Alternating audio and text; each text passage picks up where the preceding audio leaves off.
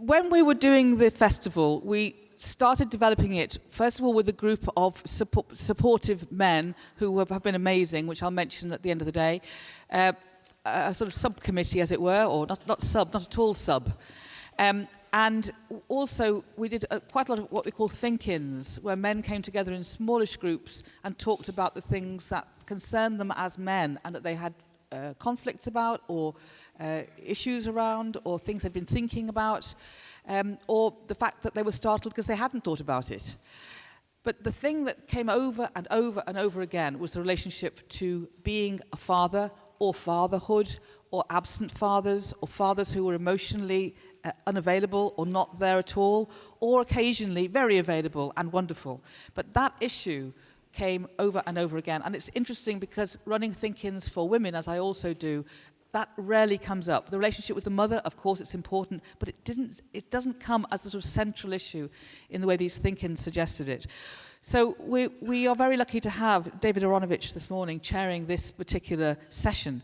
He's one of the most familiar and astute political commentators of our time, and so you'll have read him in so many different contexts and also heard him as a broadcaster. He's also the author of 2 books, including Voodoo Histories, a recent history of conspiracy theories. He became the chief leader writer for The Independent in 1995, and he's written for every major newspaper. And he was columnist of the year in 2003, and he won the 2001 Orwell Prize for Journalism. He's the recent chair of Index on Censorship, and he's also a consummate father, I'm sure. Thank you, David. Thanks very much. Thank you. First, how many fathers are there in the audience? So where are the kids? Yeah. Okay. All right. We've got a very interesting, very varied panel of fathers here. I have to say that I promised 2 years ago that I would never, ever appear on an all-male panel because there were too many of them. But I think when we're discussing fatherhood, I think that becomes, and being a father, this becomes inescapable. And so all I can say is I'm also extremely glad that I'm not chairing the session later on today about sex, promiscuity and fidelity. I've never heard of a session that I will less want to hear people tell the truth in than that. But we've got 4 fathers here of varied backgrounds. Immediately on my right is Larry Harvey, who founded the Burning Man Festival and keeps it going near San Francisco. I don't think there's anything like it, is there, anywhere else in the world, and nobody's quite managed to make this kind of extraordinary explosion of creativity and sentiment and so on. But I've never been. And David Lammy, who's next to him, is the Labour MP for Tottenham, and I was saying that we'd very much like to go. David's saying he's frightened of going because he'll be seen to be doing things that the Daily Mail will put in big stories to his detriment. We thought actually he would manage to go there and maybe sort of create a new way of being a politician in Britain, but he says no. Immediately on his right is Shawnee O'Kane. Now, I had not heard of Shawnee up until agreeing to chair this. And in fact, David, again, was filling me with some of the things that you do, Shawnee, and the projects that you've been involved in. I'm not going to give a kind of great big long disquisition, but it's extraordinarily interesting. You'll talk a little bit about your own fatherhood and so on. But I have to say, you work with Hillary Clinton. This is one of my biggest fantasies ever, was to work with Hillary Clinton. I have a real thing for Hillary Clinton. Yeah. What kind of fantasy is it? Just to work with her? Fortunately, we're not doing the sex, promiscuity and fidelity section, so we don't have to go into that. And next to him is Charlie Condou. Now, Charlie is very familiar as an actor from Coronation Street formerly. We were talking just a bit earlier, and I said one of the things we want to talk about is your own experience of your own father. And he said, I'm not too sure about that because I wasn't really thinking about that before I came. And then anyway, so I had a lot to say. And then he said, and I had 2 fathers. And I thought, okay, right, well, that will do as a starting point for any kind of discussion. So the first thing I'm going to do is open up here to talk about our own dads. Our fathers are our models for fatherhood? What else are we going to look at? I mean, for most of us, there are no such things as parenting classes. You don't attend them. Certainly when I was at school, there was no discussion at all of what it would be like to be a father. And I think if there had been any discussion, I probably wouldn't have listened, because it would have been too abstract and too far away. It would be like talking about pensions at the age of 18 or something like that. I know for younger fathers that's obviously very different. So there they are, our own dads, who are our models and so on. David, talk a bit about your dad and whether or not you think he was a successful dad, what kind of father he was. I only knew my dad for 12 years because he left us, or my family, my mother and my brothers and sister when I was 12, and he was going to America. A lot of West Indians at that time were leaving Britain in the 1980s and going off to the States and to start a new life for their families. He said he was going to do that, but he never came back and we never heard from him again. My dad was a big, complex presence in our house, and I think I probably remember him in two halves. On the one hand, he was hugely creative, quite urbane. He was pretty well educated for a West Indian arriving in this country in 1956, quite authoritarian, a great dad when I was younger. He cooked a lot, often too salty, but he loved to cook. But on the other hand, he was a bit of a cad, a bit of a rascal, and towards the end of me knowing him, had a serious problem with alcohol and gambling. And I guess, I mean, I loved my dad a lot. He came here wanting to be a pharmacist, but became a taxidermist. So he was a huge character in my life, and I loved him a lot because he was big and huge. But that love was very complex because he left us, and when he left us, he really left us in the shit. And I suppose there's a lot of the way that I parent that is trying not to be my dad. We'll come to that. Are you really saying you haven't seen him since you were 12? Is he still alive? No, he died in 2003. I remember it was the evening before the Iraq War broke out, and he died lonely on his own in America. He was buried in a pauper's grave. I got a message a few weeks earlier that he was dying. Our whole family got it, and I had a big decision to make about whether to go out there. And I chose not to. Obviously I was an MP, huge responsibility, and I just felt that I could not open that Pandora's box. And some days I think maybe I made a mistake. I did go to his graveside a few years later and come to some kind of closure around my dad.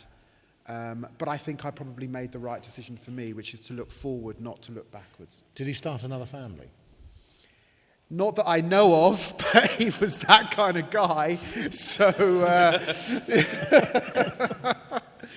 yeah. Okay. I think for the moment we might take that as a no.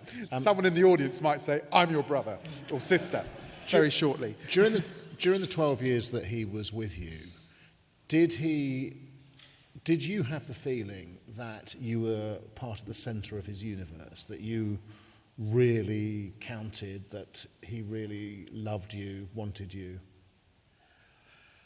I had the feeling that his family was important to him, but I did not have the feeling that I was the centre of his universe, no. Larry? My father was a Victorian, in fact. He was born in 1899, came west in a covered wagon as an infant, was raised in North Dakota, the High Plains, North America, became a cowboy, latterly a carpenter, relentlessly self-made. One day he had a shop out in back of our house, and he was working on a table, so I cut his finger off with tip above the knuckle. Came back to the house, got out some black construction tape and taped it back on. And it took, except that it grew back in crooked, the family joke, bad craftsmanship. And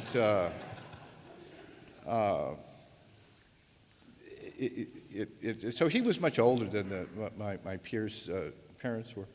And so I was sort of raised in the 19th century in many ways. The High Plains lagged 20 years behind the rest of the country anyway, so it was in some ways straight out of the Victorian era. Being from that part of the country, the ethos was the less said about anything, the better. Yeah. And talk, my father tended to, I loved my father. I saw him as a hero, but had difficulty connecting with him. He saw any extended conversation as a form of mouth flap, was the phrase.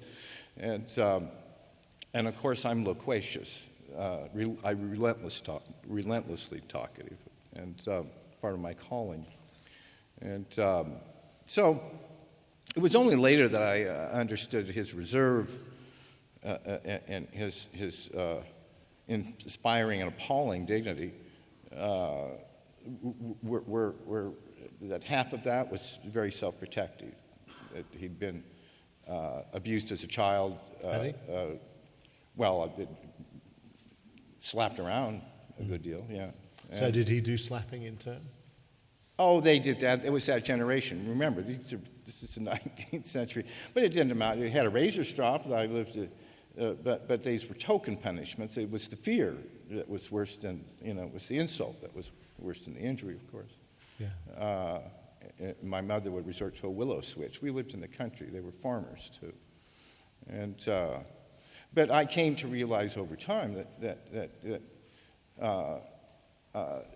he was deeply insecure as well. Proud and authentically about being self-made, but underneath that, the little lower layer, of course, he had a fourth-grade education. And so it was those, but that was an unexpressed stratum of feeling in the family. And Did he value education, or to put it another kind of a way, you were getting an education? Oh, they valued it. They bought the Encyclopedia Britannica from the and the junior for me, and I disdained the junior and jumped right into essays by scholars from Oxford, and I was the only one in the family who read them. So how did he respond to the fact that you were becoming so much better educated than he was able to be? I mean, one of the things you're never really allowed to talk about in terms of families is the envy parents have for the kids. Oh, I never sensed that. They didn't have that in them. And their attitude towards education was rather old-fashioned. It wasn't even middle class. We did live on a farm. It would be called an artisanal farm now. Then it was just, using cow manure and watering by hand because we didn't have any money to irrigate otherwise. And their theory was sort of the turnip theory of child upbringing, that you plant them and they grow. There's a lot to be said about that. There's just all this helicopter parenting going on. Yeah. And what I hated in my childhood was I felt isolated. My brother and I were both adopted, and that compounded the quandary. But I felt very isolated. It was only later I realized they'd given us an incredible amount of autonomy, right, and which entered into my soul and formed my rearing of my own son very much. But that took 30 years of reflection. And we'll come on to that side of it. Shawnee, what about you? My dad has just turned 51, and I'm 32, so he was a teenage parent. And it's very testament to an Irishman's masculinity, always how many children they can have. My granddad was one of 19 kids, and there was no twins in that family. And I know my great-granny's poor womb. My dad was one of 10 kids, and I'm the oldest grandchild. I was the oldest of the grandchildren. And he, my dad was present a lot when I was younger, I guess, growing up. But he wasn't present in some ways. I mean, like, he was physically there, but he wasn't there for me. So he almost was like, some other person in the house, but not part of the family. How does that work? I guess it was because I was longing to be loved by him. And, I don't think he was, I don't know if he was able, but he didn't show love or emotion. Like, he's kind of like a juggernaut of testosterone, my dad. He's, and I kind of was always, I always struggled to connect with him in that way. And I'm the oldest of 4 kids, and I just had a very different relationship with my dad. I always tried to seek out other father figures in my friends' dads. And I always had felt unloved by him. And he drank a lot, and he was violent towards my mother. So I witnessed lots of domestic abuse when I was younger. I'd hear my mum, like, I remember being really young, maybe about 6 or 7, I hear my mum cry in her room, calling out my name. And as a child, it's really difficult to comprehend. What did I do? I couldn't really understand it. And I think I grew up almost resenting him in those ways. And but oddly, although I had this resentment towards him, when I can't remember all the times my dad would buy me toys and buy me stuff, but I always remembered when he would be away for long periods of time, despite the fact that I didn't really feel connected to him. He's a quiet man. He's a very patriotic Irish man. He loves rebel music, and but our relationship took a really dramatic turn in a way I could never have foreseen. A number of years ago, I've always been a bit unpredictable in my dad's eyes. I've gotten up very young, and I've travelled, and as I worked in the White House when I was very young, and I did lots of stuff, and so my dad always see me as kind of, what the hell did he produce, this kid? And he's a fisherman, a quiet man in Ireland, and I'd wanted to see the world from a very young age, been very curious, and a number of years ago I appeared on a television program, quite a big program, and on that show, I came out as gay on that show, and I remember I told my mum and my sisters, and I had lots of girlfriends up to that point. So I think my dad was a bit, is this a joke? He's obviously just pretending, and I think in some ways him putting on this, he's pretending it's not real. It's not. What he said was he got interviewed by a newspaper, and I remember he told the reporter it's not real until he tells me himself first, and I think that was very interesting. Then there was in front page of the papers, they had headlines saying that I was pretending to be gay because of what my dad had said, and that was very confusing. So I appeared on a TV show with my dad on Richard and Judy talking about our relationship, and because it was they wanted to know, why is your dad saying you're not gay, you saying you are? It's very confusing. Let's talk about this. So me and my dad came on and we spoke about it, and it was one of the first times my dad sat there and said he loved me, and that was a big thing for me. My dad telling me he loved me, and it's kind of grown from there, my relationship with him, and I'm kind of on this event is called Being a Man, and being a man for me is almost on a road of recovery in some ways, because I have felt that I wasn't a man in my dad's eyes for many years. And now I feel that I'm still on this process of being a man and being accepted by my dad. And he now tells me he loves me. And I've kind of, as I've matured, looked at him differently and looked at him as being a father and not just someone who was there, and I'm still on that journey with him. And we talk very regularly now, and so our relationship is healing. It's quite interesting that he seems to have required some strange form of permission to connect with you, and it's a strange kind. Really. Charlie, what about you? It's a bit like group therapy, this, isn't it? It's exactly like group therapy. It's Hi, great. my name's Charlie, and I have a father. In fact, two dads, as you mentioned before, and I'll come to that in a second, how that sort of happened. Two fathers, and yet, paradoxically, I never really felt like I had a paternal role model, for reasons that wasn't really their fault. But just to go back a bit, as to I'd always wanted to be a dad, ever since I was a kid, and I think that is probably related to having two fathers who weren't really there. I'd always thought that, I can remember thinking, I can't wait until I get to 16, because once I'm 16, I can just get on with it and have kids, once puberty had hit. And then puberty did hit, and as everybody knows, it's not the easiest time for anybody, certainly for me with, hair sprouting out and spots and voice breaking and a ridiculously oversized penis. But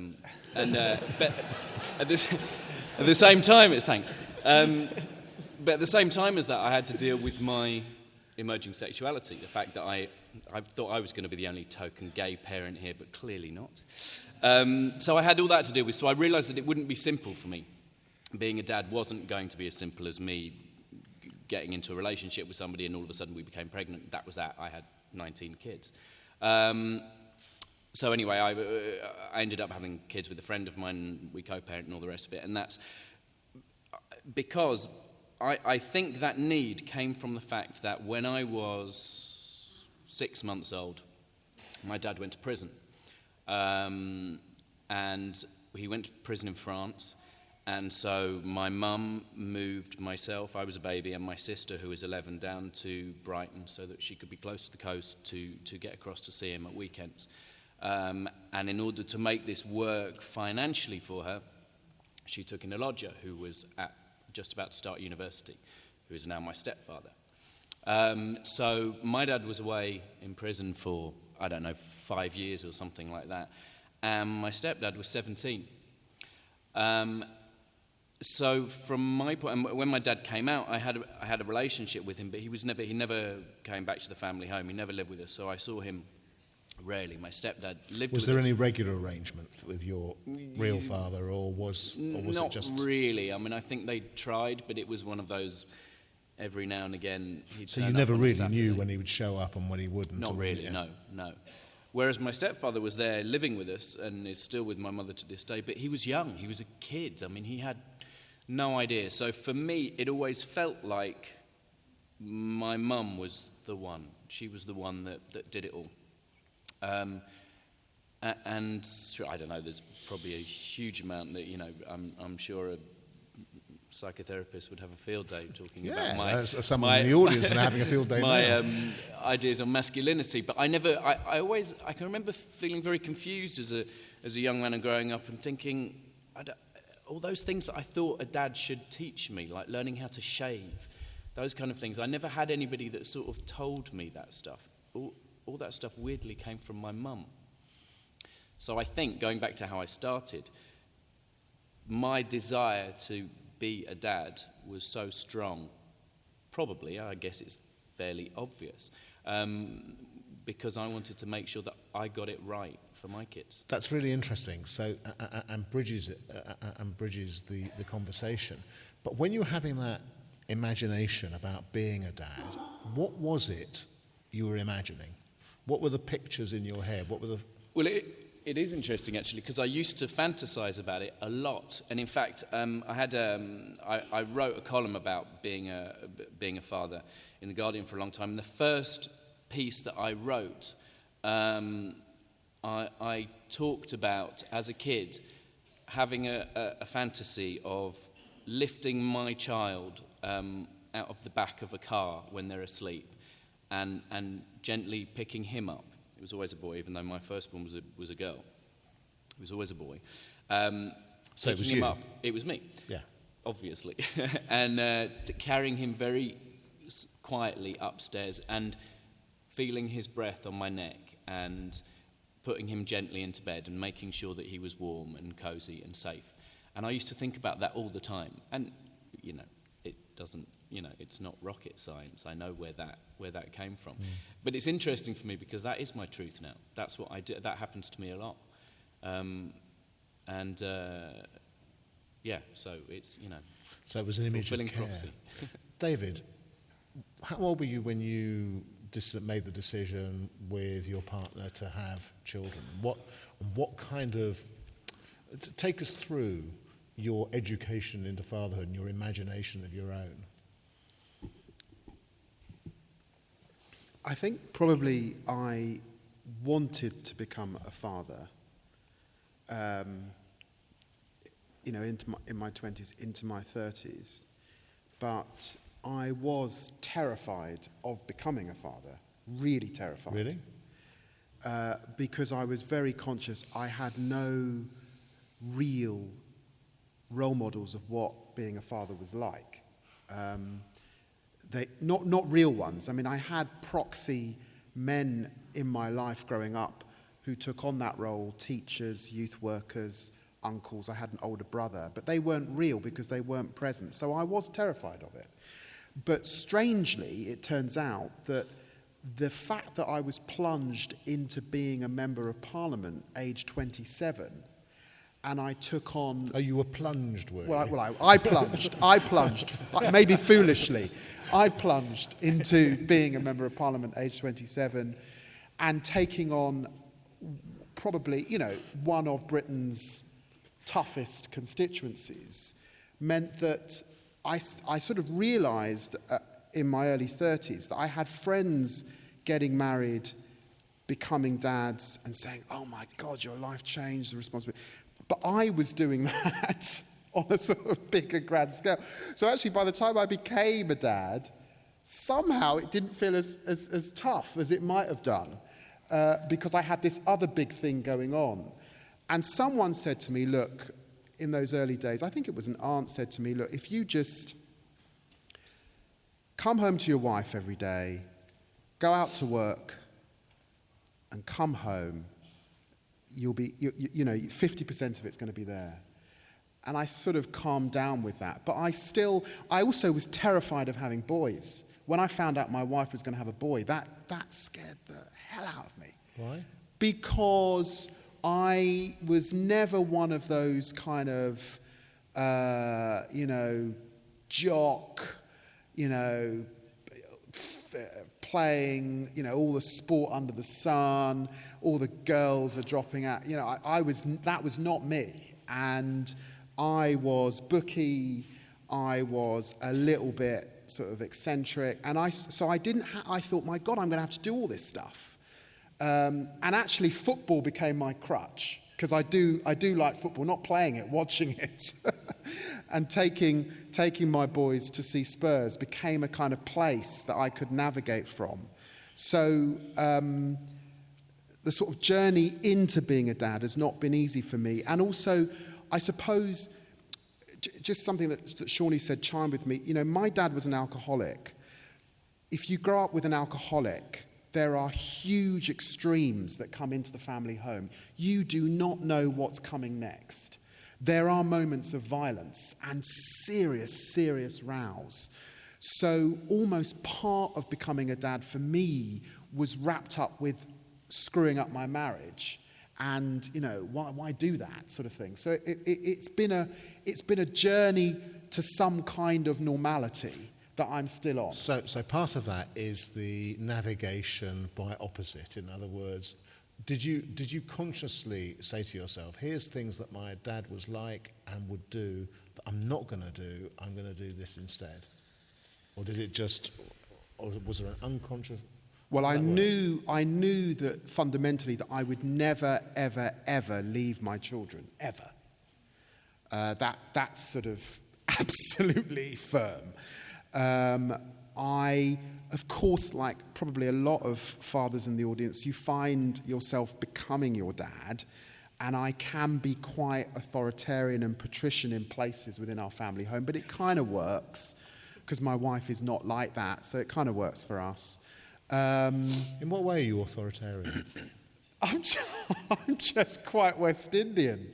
I just become very, shock and awe. Come on. What are we talking about It's the here? way I parent, I guess, in parts. I mean, it's slightly with a bit of amusement. What does that mean? It means that I like routine, I guess. I'm quite a routine parent. I like to stick to the rules that we formulate as a family. I don't know what that means, really. I don't know. Okay, this is it's quite an interesting form of reticence, and I would be reticent at this point too. But while we're thinking about that, like you had the image of your father as a hero, you said. Did that mean in any sense you wanted to be a heroic figure to your children, or unheroic, or no effect at all? Oh, in my case, it meant that I ended up building a giant man who's 10 stories tall. And then burning him. It doesn't take any depth psychology to figure that one out. To be a hero. Well, I mentioned I was adopted, and so when so I'd never been around anyone who I shared a genetic identity with. And unless you're adopted, it's hard to fathom that distinction. But when my son arrived, here was a being whose experience in some almost speechless and primal ways I could fathom from the inside out, which was the very experience I had not had as a child of a distinctly different temperament than my family.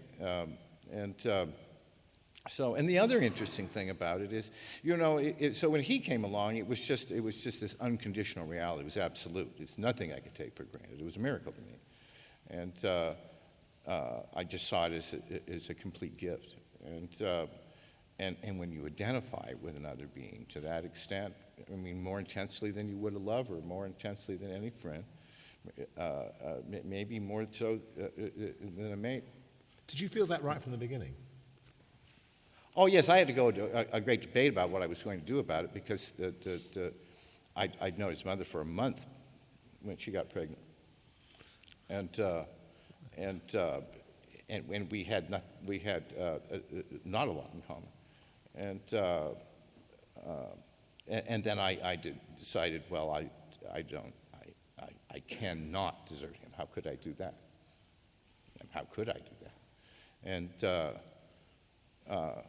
so when you identify with them with that kind of intensity, it does two things. It takes you back to your experience when you were their age at every phase of their development.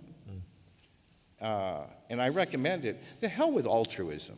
I'm going to sacrifice myself for you. I don't buy it. Maybe you should be more for the sake of another. Maybe you should first be more for the sake of being. And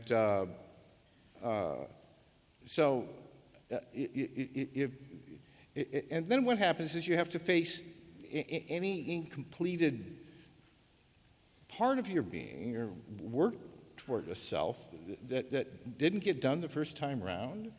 If you're going to give to them, if you're going to be a model for them, if you're by soulful means, then you'd better be what you want to manifest, not just correct for what wasn't right. Yeah, but that's really because tough. that leads to multiple ironies, and I don't recommend it to anybody. And at the same time, it leads you to identify with your parent. When I was young, I had in my mind, not consciously, a debit and credit sheet. And the debits there was a huge column and a few credits grudgingly entered. And then as I progressed through life and went through the phases of their lifetime, then I quietly, without even, making, very quietly moved most of those debits over to the credit side. Mark Twain style. Yeah. So at all phases of it, but it seemed to require, that's why I like the theme of this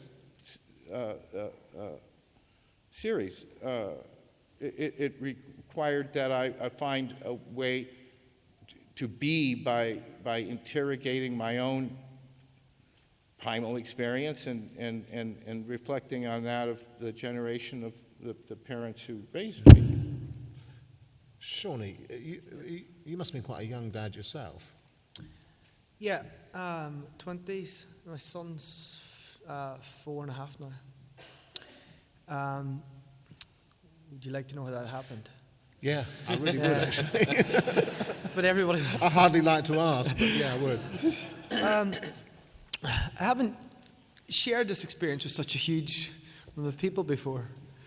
Come close. Yes, oh yeah, true. And a number of years ago, I had, I've always, the whole thing about wanting to be a dad and longing for a father figure, it was almost embedded within me in some ways. And I thought, well, if I can't get what I want from my own dad, whatever that was, then maybe, maybe I can be a father. And I had to think about, okay, how's this going to work?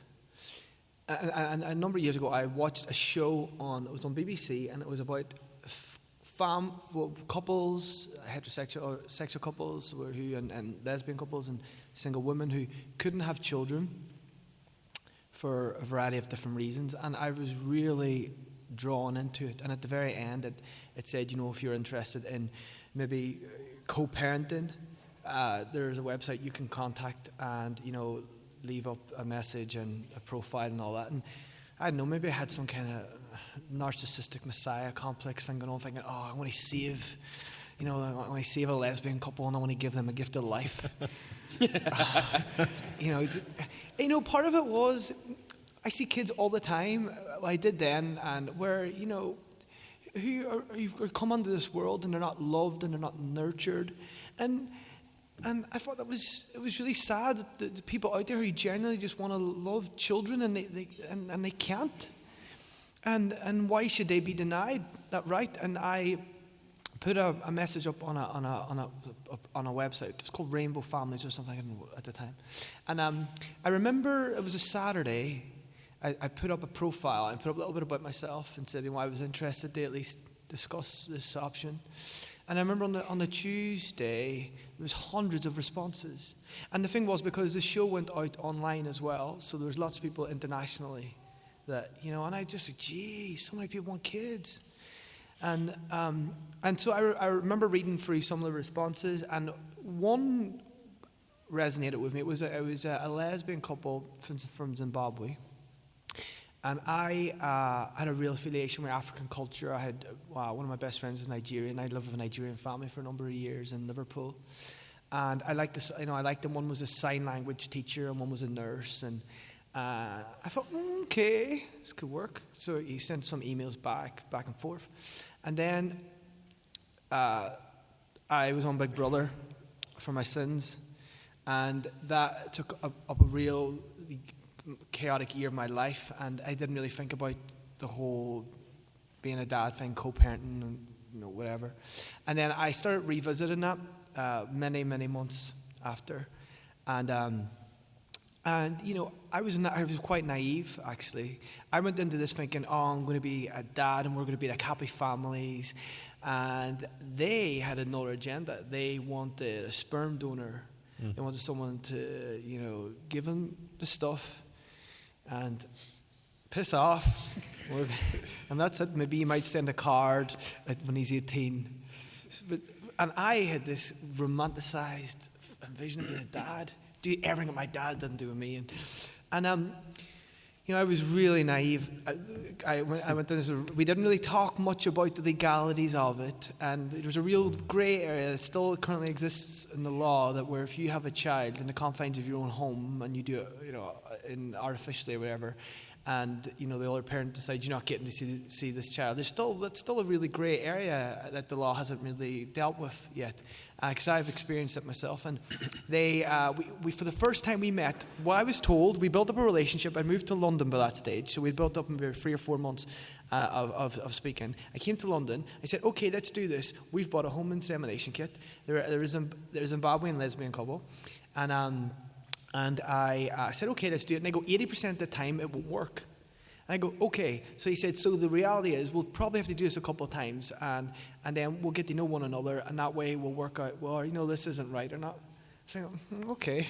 And so they came around. It was a Friday evening, and I put my special sauce in the polystyrene cup, and they came around, and I gave it to them. Sorry, I'm being completely honest here. And they took a cup, and it went into my room, and then they came back half an hour later, and it was all good. And they said, okay, that's great, thanks, we'll see you later on. I go, okay. And so they went, and I was like, oh, I felt a bit used. And then, oddly, that night, they called me up and said, oh, we've just realized you put your sperm in the polystyrene cup. I was like, yes. And they go, did you not know polystyrene kills sperm cells? I go, no, I didn't know that. I didn't read this. Didn't research this area. They go, okay, we'll be back in the morning. And I go, okay. So I felt really under pressure. And I remember I lived with a friend of mine, and he'd just come back from football. He came back from football. He was covered in mud. And it was a Saturday morning, the next morning. And I was walking about panicking. He's like, what's wrong with you? And I go, oh, the lesbians are coming back and they want my sperm again. I was like, I don't know if I can perform. It was real. And he goes, oh. And he didn't know what to do. He was never in this situation before. He goes, well, do you want me to give you some sperm you can pass off as their own? And I was like, oh, okay. Oh, God, they do not. Oh, no, if I told them, they'd know this. They do. It's just fine. So, and I go, okay. Because I couldn't perform. I was so nervous. I didn't know what was wrong with me. And he went into his room and came out. And I was like, oh, it can't be polystyrene. So we had to cut off the bottom of a plastic bottle. So he went into his room, and then they turned up. And I went into my room. And I was able to do it, and they came, and I had his and I had mine. We didn't label it or anything, but I could tell a difference. And then they came, and I was like, oh, listen, because I know how much you love sperm.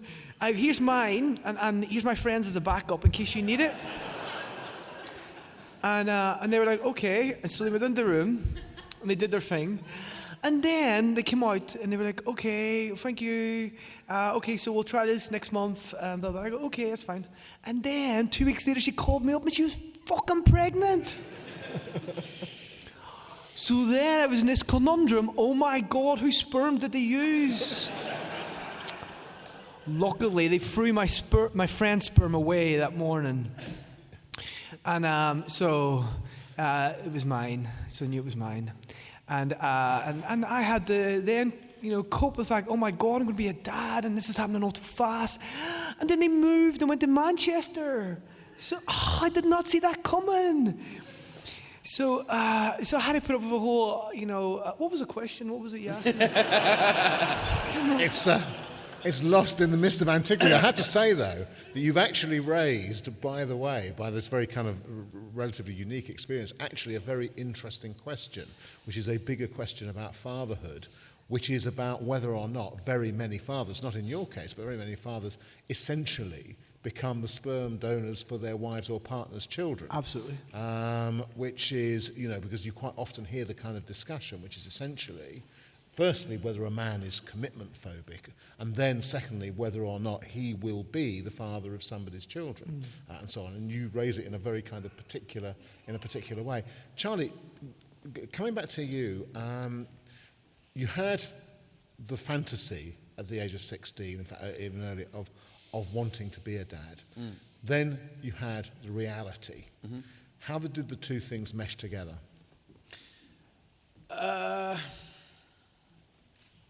How did they mesh together? That's interesting.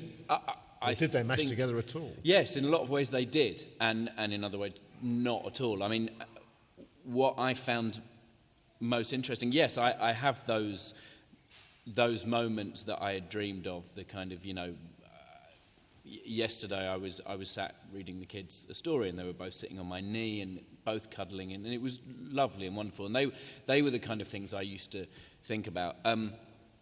Again, not to harp on about the fact that I had a column in the Guardian, but one of the reasons that I stopped writing it was that I wanted to do it for two reasons. One, because even though it was the Guardian and they're lovely and trendy and lefty and right on and everything, I think they thought that there was probably something vaguely salacious that they were going to get about a gay parent and all the rest of it. And I had when I was growing up, I certainly didn't know of any gay people that were parents. Certainly there was nobody in the public eye. I was in the public eye at that point. I wanted to do it so that I could show other gay people that it was a possibility and a very real one. The other reason I wanted to do it was because I wanted to show people that your sexuality has very little to do with being a parent. And actually, ultimately, most of the time, parenting is fairly mundane. I think everyone can agree to that. There's nothing... There are some wonderful moments, but the day-to-day shit, basically, is quite literally a lot of the time when you have small children. And so yes, I think a very small part of it is the fantasy that I imagined when I was growing up. And that small fantasy part is still wonderful every time it happens, when my kids fall asleep on my lap, or... last night my daughter woke up in the middle of the night and I'd been away working, and she just, half asleep, gave me a big cuddle and said, "I love you, Daddy." And that kind of stuff makes all the other really boring stuff worth it. Do any of you have any observations based on what the rest of you have said before I open it up? Are there any kind of burning moments with this? In that case, I think what we'll do is, if we got a microphone... a roving microphone. My eyesight's not brilliant, so guys, if you could help me out here, this would be good. Oh, we've got two mics, and I think there's one there and one there. So if somebody would like to ask a question or make a quick observation and so on, get us going, that would be great. Oh, we've got one over here I can see, thank you. Hi, it's sort of a question for all of you. Has there ever been a moment where you sort of looked at your kids or at your life and just suddenly thought, shit, I can't really do this. I shouldn't have done this. Yeah, daily, I think. Isn't that part of being a parent? That I think a lot of the times, and I don't know if that's something that's unique to fathers. I don't know, maybe I'm alone in thinking that, but there are many, many times that I think, shit, I can't do this. I'm not getting it right. I'm not doing what I set out to do. And I think that's part of being a parent anyway, I believe. There was a moment where my Theo, who's got his birthday today, he's 6 today, aged 4, I should have been holding his hand crossing the road, and I wasn't, because I was rushing from a dry cleaner to do something. And he ran across the road. Oof. And I thank God for the driver who broke, and because he would not be here. And that was a very, very shit day. And it was my fault. And I'm someone who has to juggle lots of things. Space is something that I have to fight to carve out with my family. And to be honest, we're living in an age where people are pretty unforgiving. If you're a member of Parliament, they have a piece of you, frankly, about that if you don't carve out space for them. So, but the truth is, if he had died, would it have been worth it? No, it would not. So that was that's the moment. So your worry was, did I really have the time and the ability to juggle all these things in order to be as the totally committed, absolutely omnipresent parent that might have been required? It was worse than that. It was worse than that. It was like, is it worth losing my beautiful son for a starched fucking shirt was actually what was going through my mind. Okay. No. Okay, well, shall we have a vote on that? Those in favour of the shirt? No, you got that one right. Shawnee? The only times that I would say that I ever feel any kind of regret or anger around, following through with being a dad is when the relationship between me and the mothers of my child break down, which happened a lot for the first 3 years of his life, right up until he was born. And I love women so much. My mum's a woman, that helps. And I've never really had I'm not a really angry person, and I've never really had any hatred or resentment against women, and they kind of brought out these feelings in me when they moved away during the pregnancy, and I had to fight to be involved in his life, and I've spent the last 4.5 years going up every other weekend to Manchester, picking him up, bringing him to London, and going back up again. And it takes a lot out of you. And I think sometimes when I'm traveling up, I start feeling, God, I'm starting to, almost regret all of this. And then I think about my son. And I never get those feelings when I'm with him. And, I'll be honest, I think it's only human nature, but sometimes I have wondered what would it be like if I wasn't a dad? What would my life be like? And I think it's just part of self-reflection in many ways. Yeah. But no, the only times ever is whenever you're up against one woman is hard enough, right, when you're co-parent or parent, but up against two, damn, they have emasculated me so much, my balls have sunk right back up inside me. Okay. You have no idea. Larry, like me, mine are 23, 20 and 16 and so on, so I certainly feel I'm coming through the other side now. What about you? Have there been moments where you thought, I'm just rubbish at this? No. Rubbish at it? No. Lucky you. But then I like to improvise. No, I've never regretted the presence of my son or felt encumbered. I was fortunate in as much as his mother and I would share him back and forth. We'd never lived together. And so I had him entirely on my own terms much of the time. And that's interesting. Well, I'll get a little confessional here.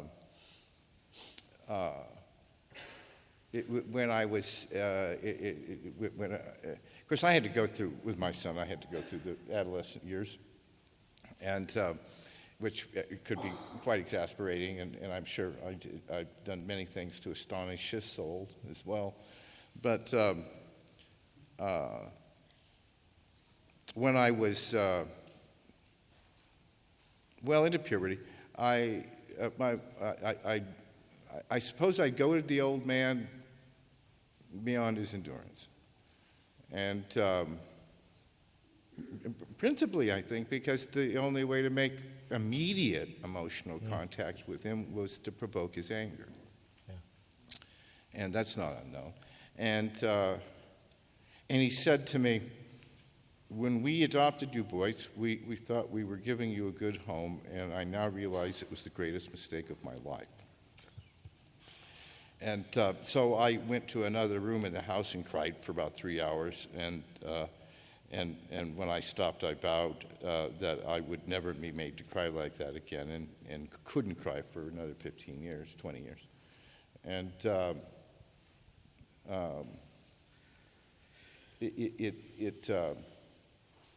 so where Tristan was concerned,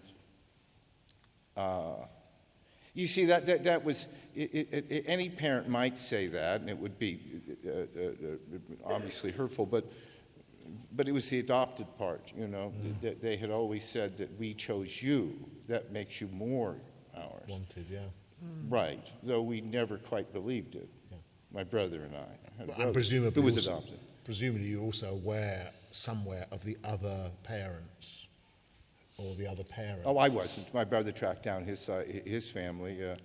It turned out, be careful what you ask for. It turned out his mother was a schizophrenic. He'd been a foundling left in my grandmother's rooming house. And I came out of the gray market and knew nothing of I did find out eventually that my mother's maiden name was Lancaster, so, by nurture and nature, I'm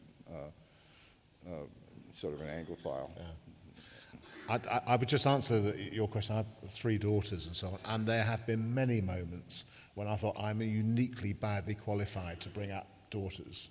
And I doubt whether there's any father who brings up daughters who doesn't at one moment or other think these are completely alien beings to me, who are operating according to a completely different set of interests and values and so on, and on a higher social plane than me.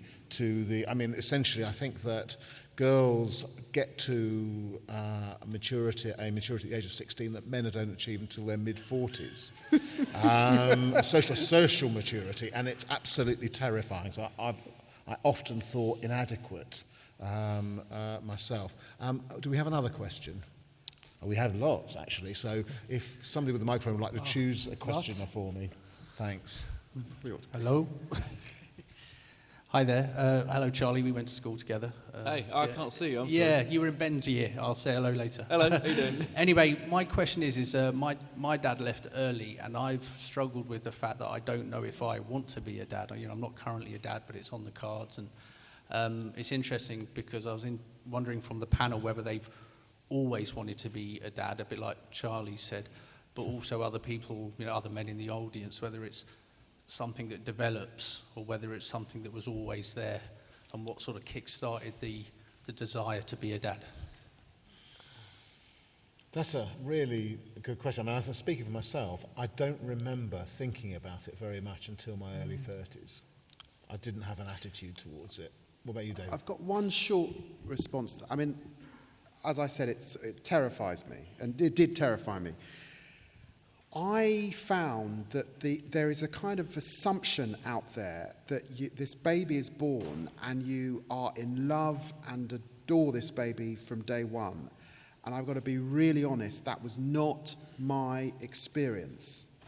I did not, and I don't do the kind of goo-goo gaga, aren't you cute stuff. That's just not my personality. So what were your first words to your child? Well, I said them yesterday. No,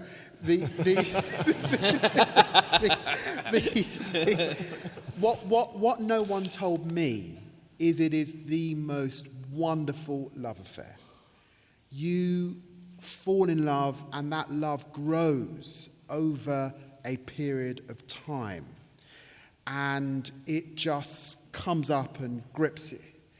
And so I think that what I would say now is kind of just relax and don't put too much expectation into those first few days or weeks. It comes upon you